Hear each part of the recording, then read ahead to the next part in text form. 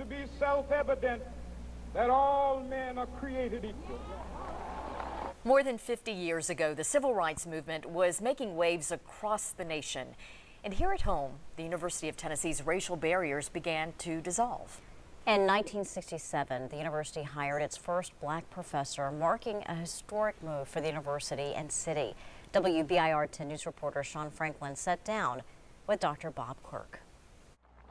So even though the late 1960s, we face the difficulties the civil rights movement was making its mark in East Tennessee. of today and tomorrow, It was a tense time, I still have a dream. with counter sit-ins across the country, riots in cities like Detroit and Buffalo, and Dr. Martin Luther King Jr. leading the charge for equal rights.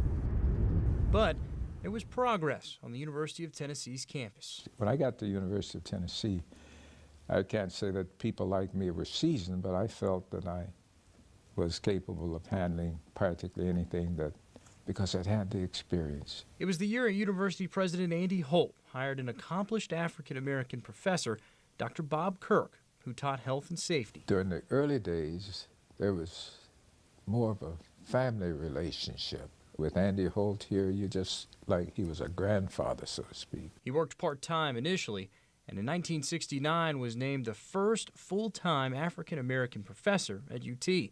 But being the first was never his greatest achievement. The most lasting experience I have is working directly with students. His heart is still with his students. Over the years, I had the opportunity to chair the committees of 51 doctoral candidates through to their earned degrees or PhDs or EDDs or what have you.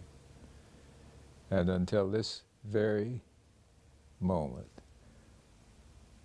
I attempt to stay as much in communication with them as possible, at least once every year. It's that passion for people and for his job he hopes students and professors will harness in their lives. It's application of the skills and the knowledge that you now have.